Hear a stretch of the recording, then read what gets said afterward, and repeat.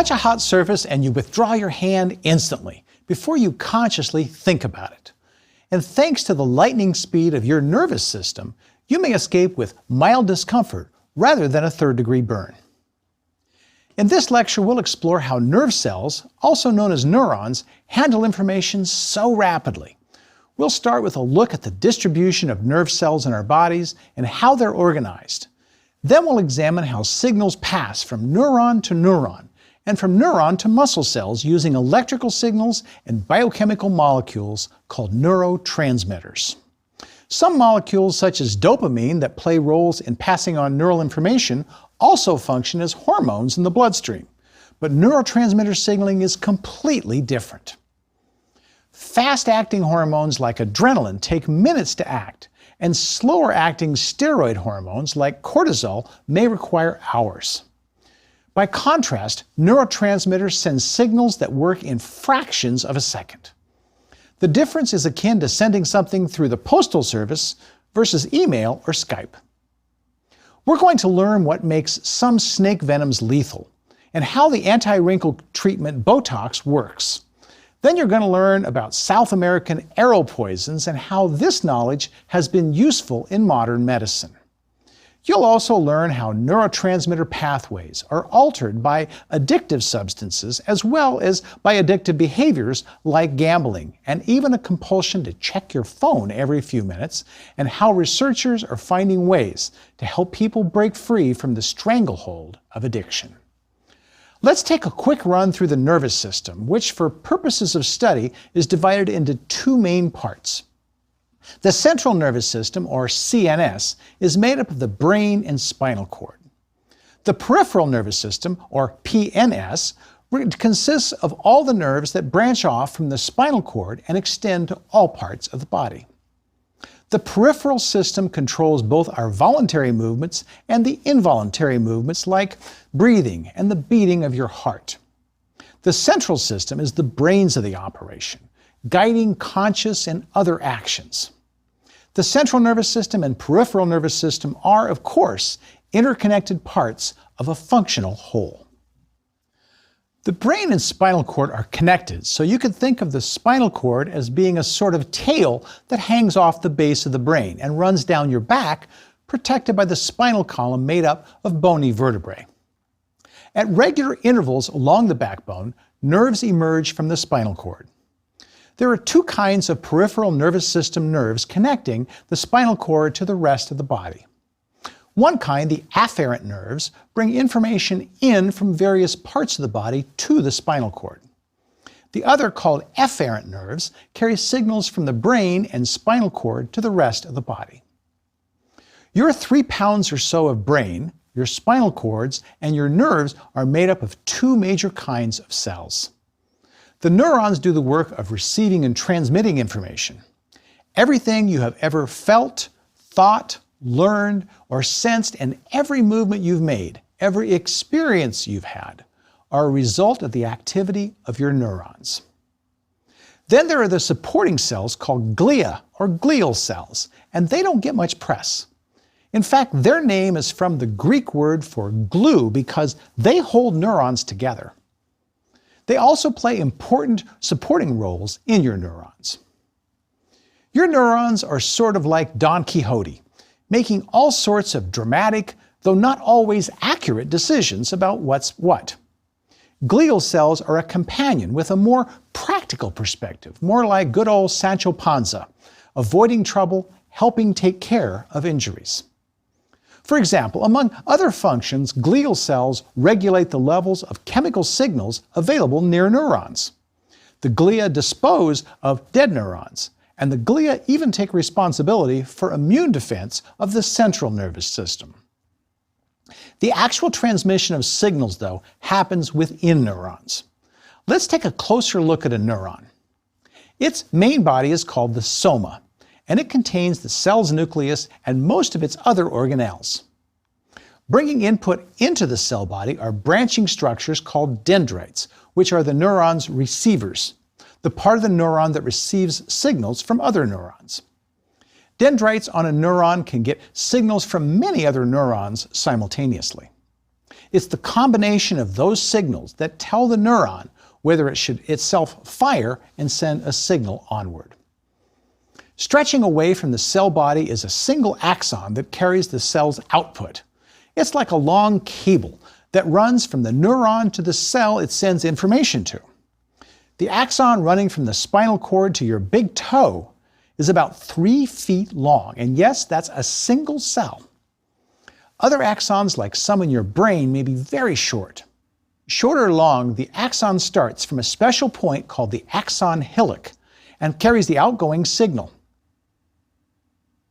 Axons can branch, so a single neuron can send messages to multiple cells.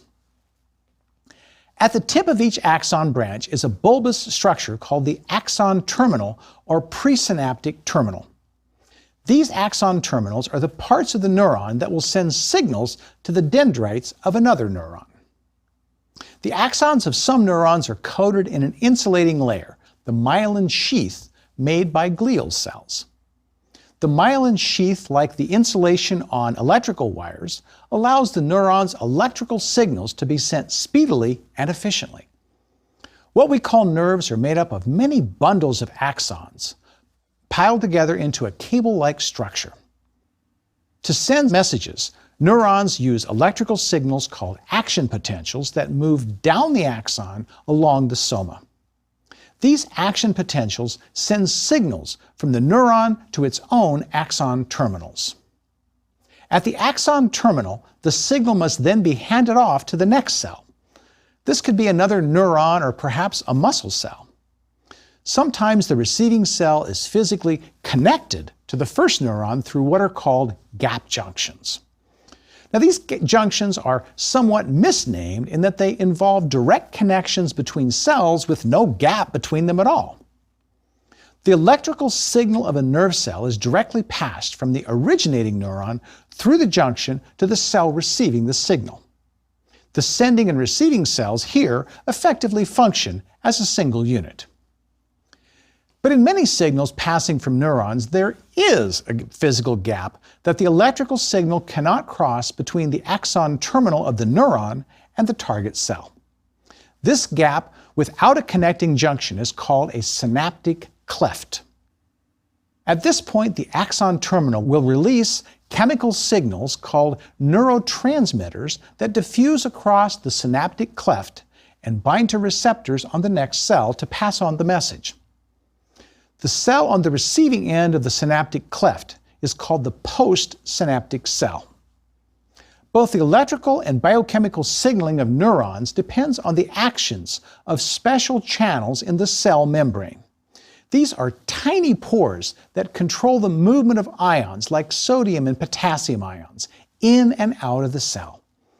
Because their function is to regulate ion traffic, these pores are called ion channels, and they open and close as needed. Ion channels are extremely picky. Each one is specialized for a particular ion.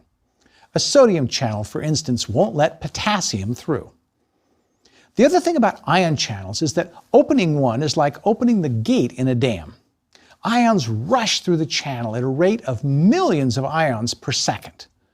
Whether they rush in or out depends on which side of the membrane has the higher concentration of the ion. Just as water always flows downhill, ions move down concentration gradients. To regulate the flow of ions across membranes, channels have gates. Now remember that membrane channels are made up of proteins, so the gates open and close as proteins making up the channel change in conformation. Ion channels involved in neurotransmission have gates that are opened by either an electrical signal or the binding of a molecule. Electrically controlled channels are called voltage-gated ion channels. They open in response to voltage changes across a membrane. Channels that open when a specific molecule, called a ligand, binds to it, are called ligand-gated ion channels. The molecules that most commonly control ligand-gated channels are neurotransmitters. Now, whether they are voltage-gated or ligand-gated, ion channels cause major changes in the concentration of ions within cells when the channel opens. This changes the relative amount of an ion on the two sides of the membrane. For example, sodium ions are normally more concentrated on the outside of the cell membrane than inside the cell. As we saw in the lecture on cholesterol membranes and lipoproteins, this difference is maintained by a cell protein that pumps 3 sodium ions out while pumping 2 potassium ions in. Since the number of ions and electrical charge outside of a membrane do not equal the number of ions and charge inside, the membrane is said to be polarized. This charge difference across the membrane is called the membrane potential. And when no signal is being transmitted, the membrane potential, resting potential as it is called, has a negative value. Generation of an electrical signal or action potential in a neuron begins with opening of sodium channels in a region of its membrane. When sodium channels open, positively charged sodium ions rush into the cell to make the membrane potentially locally less negative. This partial loss of charge is called depolarization, and when it reaches a threshold, 2 things happen. First, nearby voltage-gated potassium channels open in response to the depolarization. Potassium ions then rapidly exit the cell due to the higher concentration of potassium ion inside the cell than out. Movement of positively charged potassium ions out of the cell begins the return to the resting membrane potential. In recovering, however, the cell overshoots, and when that occurs, all of the ion channels close. The sodium-potassium ATPase system then begins pumping ions and restoring the resting potential. The second event triggered by the initial change in membrane voltage is opening of voltage-sensitive sodium channels in nearby regions of the membrane. This leads to depolarization of the neighboring section of the membrane, which then induces the section beyond it to undergo depolarization, and so on.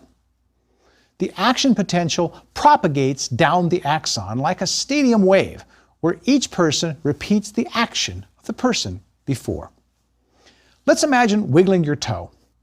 At speeds of over 300 feet per second, an action potential from the cell body of motor neurons in your spinal cord to your toe would take 1/100th of a second to arrive at the axon terminal at the end of the neuron. At the axon terminal, the signal will be passed on to your muscles chemically across the synaptic cleft, the space between the neuron and the muscle cell. And that's where neurotransmitters, chemical signals made by the neuron, come into play. Neurotransmitters are small molecules made by neurons to cross the gap of the synaptic cleft. In the absence of a signal, neurotransmitters are stored in small membrane sacs called synaptic vesicles near the axon terminals. The arrival of the action potential at an axon terminal is a signal to the vesicles containing the neurotransmitters to fuse with the membrane and release their contents into the synaptic cleft. The major neurotransmitter used at neuromuscular junctions is acetylcholine. When acetylcholine is released, it diffuses across the synaptic cleft about 1/1,000,000th of an inch to the muscle cell whose membrane has ligand-gated ion channels. Acetylcholine molecules bind to these channels and cause them to open. As before, the opening of the ion channels causes depolarization of the muscle cell membrane. This triggers a series of changes within the muscle cells that stimulate them to contract, causing movement. After acetylcholine opens ion channel gates, it is broken down quickly by an enzyme of the muscle cells called acetylcholine esterase. This shoot-the-messenger action is very important for 2 reasons. It prevents prolonged muscle contraction that would cause the muscle to spasm, and it releases the remnants of the neurotransmitter, in this case choline, into the synaptic cleft for recycling. The choline is taken back up by the neuron and reused to make more acetylcholine. Okay, so muscle movement is dependent on the delivery of neurotransmitters from the axon of a neuron nearby. Anything that blocks this neuromuscular signaling pathway blocks muscular contraction. And that's what the neurotoxins in the venom of some snakes do. Muscle paralysis following snakebite is common. Some snake toxins block the acetylcholine receptors on muscle cells and prevent transmission of the nerve signal. Other toxins destroy the acetylcholine esterase that breaks down acetylcholine after it acts to prevent prolonged muscle contraction or spasm. Not allowing acetylcholine to bind receptors prevents nerve signal transmission. And if acetylcholine cannot be disposed of after signaling, muscles remain in a state of continued contraction called tetany. Unless the victims of snakebite receive prompt treatment to counter the effects of such neurotoxins, they will die when the toxins immobilize the muscles involved in breathing. Other snake venom toxins prevent the release of acetylcholine from the axon by entering the neuron and breaking down proteins necessary for synaptic vesicles to fuse with the cell membrane, so vesicles cannot release the acetylcholine into the synaptic cleft. Lacking a signal, muscles cannot contract and therefore remain immobile. Blocking the acetylcholine signal is how Botox injections work to smooth wrinkles.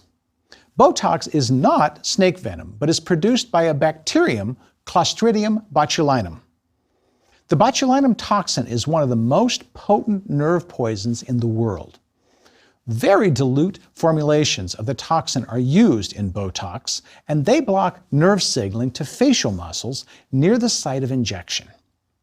Lack of nerve signals prevents muscles from contracting and thus prevents skin from forming wrinkles. But inhibition of muscle contraction is also responsible for the lack of facial expressions, sometimes occurring after Botox treatment. Deadly neurotoxins are not made only by bacteria and snakes. Even plants get in on the action, reminding us that natural does not necessarily mean benign. As early as the 16th century, Western explorers in South America reported native tribes using a plant extract to poison their arrows. The poisonous concoction, called curare, paralyzed animals hit by arrows coated with it. Analysis of the extract revealed several neurotoxins, including one, D-tubocurarine, that was the most effective at causing muscle paralysis. Tubocurarine was of great interest in the early 20th century to surgeons who were dependent on large, potentially dangerous doses of chloroform or ether to knock out their patients. Being able to cause temporary muscle paralysis can be useful surgically, and tubocurarine was the first surgical neuromuscular block. Unlike snake venoms, it binds reversibly, so effects could be reversed after surgery. Understanding how curare worked led to the development of improved neuromuscular blocks, which are used together with general anesthesia during surgery today.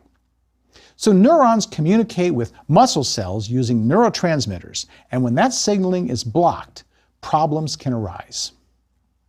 Neurons can also communicate with each other. The axon of the neuron that is sending this message releases neurotransmitter molecules. Recipient neurons have receptors that bind those signals and initiate changes within them. In the brain, large networks of neurons communicate with one another and with the spinal cord and nerves to control the activities of the body. Neurotransmitters are central to all of these activities. These signaling molecules work to promote or prevent the production of an action potential in the cells they affect. In the case of neuromuscular signaling, we saw that acetylcholine acted to stimulate the production of an action potential in the muscle cell. Neurotransmitters that enhance production of an action potential in its target cell are called excitatory. If the binding of a neurotransmitter to its receptor stops creation of an action potential in the target cell, it's called inhibitory. Now, glutamate, an amino acid important in nitrogen metabolism, is also the major excitatory neurotransmitter in the central nervous system. The main inhibitory neurotransmitter is gamma-aminobutyric acid, or GABA.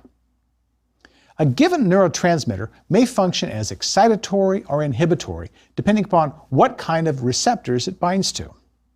Acetylcholine is excitatory when binding to skeletal muscle receptors, but is inhibitory when binding receptors on heart muscle cells, where it slows down heartbeats.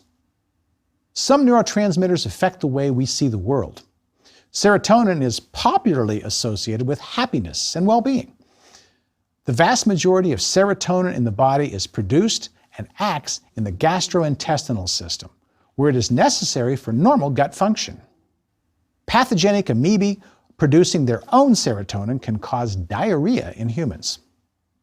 But neurons also produce serotonin in the central nervous system, where it positively affects mood, appetite, and sleep. Serotonin is also involved in learning and cognitive functions and is a target of action by pharmacological antidepressants. Another important neurotransmitter in the central nervous system is dopamine. Dopamine is commonly referred to as the feel-good chemical due to a pathway called the mesolimbic dopamine system, the most important reward pathway in the brain. Dopamine's normal function is to make you associate good feelings with things like eating, sex, and social interactions necessary for survival and reproduction, so that you keep doing them. Dopamine may also be described as brain food, given how a deficiency of it appears to play a role in Parkinson's disease. Neurons that produce dopamine in a section of the midbrain die when clumps of a small misfolded protein called alpha-synuclein form inside the neurons. This is when well-known symptoms of Parkinson's disease appear, such as shaking, rigidity, and difficulty in walking. When you do something good for your survival or propagation of your genes, neurons in your brain's mesolimbic dopamine pathway release a little bit of dopamine. But these are also pathways that get hijacked in drug addiction and in behaviors like compulsive gambling. The 2013 update to the Diagnostic and Statistical Manual of Mental Disorders added gambling disorder to the same category as substance abuse. Smartphone use and video games may also activate the same pathways. Drugs can enhance activities of reward circuits by inducing neurons in the brain to release large amounts of dopamine. Amphetamines work this way. Other drugs like cocaine act by inhibiting removal of dopamine from the synaptic cleft. Dopamine release may also be stimulated by nicotine and by opioid drugs.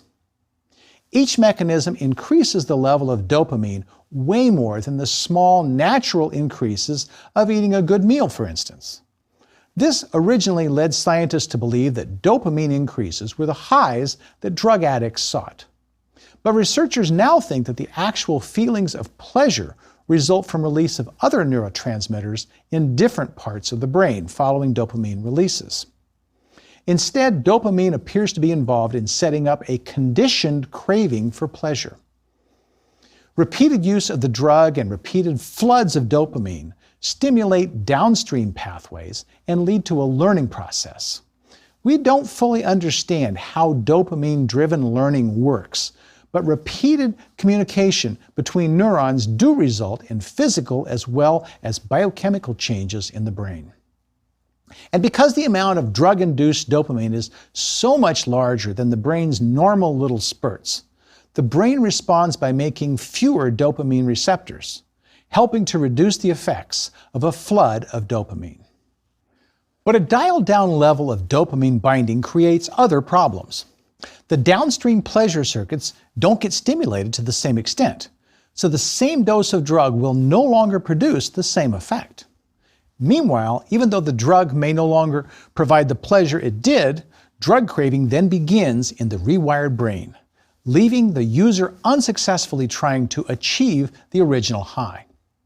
Meanwhile, the normal, smaller elevations of dopamine from everyday feel-good activities no longer satisfy. This makes addicts lose interest in things that once mattered to them, while drug cravings drive them to focus on obtaining the drug. A variation on this theme leads to drug dependence on opioid drugs and prescription painkillers like oxycodone and fentanyl. These drugs bind to mu opioid receptors that are normally bound by endogenous opioid molecules made by the brain. Mu opioid receptors help sense harmful things like pain. Opioid drugs work by binding to those receptors and blocking their action, while also leading to release of the feel-good neurotransmitter dopamine. Binding of the natural ligands to the opioid receptors activates the enzyme adenylate cyclase in the neurons. Now, this enzyme, as we learned in the previous lecture on cellular signals, converts ATP to cyclic AMP. High levels of cyclic AMP in neurons trigger release of norepinephrine, here acting as a neurotransmitter. Norepinephrine as a neurotransmitter functions to maintain alertness, readiness for action, and normal levels of respiration, and it plays a role in the brain's response to stress. In this capacity, it increases breathing, blood flow, blood pressure, wakefulness, and levels of blood glucose. When opioid drugs bind to receptors, they inhibit the activity of adenylate cyclase. As a result, less cyclic AMP is made and little norepinephrine is released. Lack of norepinephrine leads to drowsiness and shallow breathing. This is the reason opium has been used for centuries to help people sleep. If the drugs are used repeatedly, their continued binding to the opioid receptors causes the neurons to attempt to compensate by making more adenylate cyclase. This results in normalizing release of norepinephrine so that the user is alert even after taking the drug. At this point, if the drug is withdrawn, there is nothing to inhibit the adenylate cyclase. But the neurons still have the extra adenylate cyclase, so they pump out excessive amounts of norepinephrine. The result? Anxiety, hypervigilance, jumpiness, and muscle cramps. Treatments for opioid addiction have had mixed success. Methadone binds to opioid receptors and stimulates dopamine release just like the drugs it replaces, but it seems to do so without some of the downsides of the opioid drugs, and it alleviates cravings. Naltrexone, another treatment for opioid abuse, is also useful in treating behavioral addictions like gambling. Naltrexone binds to opioid receptors tightly, blocking the binding of these drugs, and does not itself stimulate any pleasure centers. By blocking the binding of drugs to receptors, it prevents the user from experiencing rewards from drug use. But as for all the treatments, getting the addicts to regularly take the medication is challenging. Researchers have observed that regions involved in risk assessment and inhibition of impulsive behavior in the cerebral cortex of users show low levels of activity, so their decision-making can be impaired. This has suggested a possible remedy. Activation of the sluggish region by electrical stimulation has been tested as a treatment for several addictions since 2016. Experiments in cocaine-addicted laboratory rats have shown that electrical stimulation of the corresponding region of their brains using light-based techniques seems to relieve them of their addiction. Transcranial magnetic stimulation is another non-invasive means of brain stimulation with the same aim. It has been tested as a treatment on individuals with cocaine, gambling, and eating disorders. Studies are ongoing, but some preliminary results look promising. The cocaine study used repeated magnetic pulses that altered the electrical activity of the region of the prefrontal cortex involved in impulse inhibition. Of all participants, 67% of the group receiving this treatment shook the addiction, compared to 23% in the control group.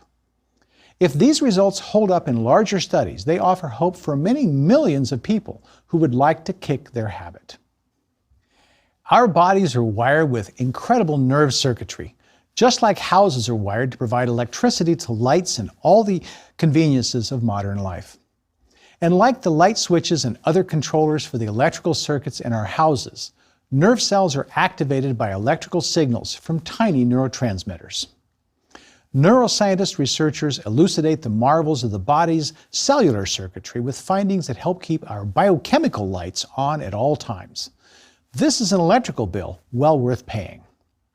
Next time we'll see how our neural wiring gives rise to the five senses.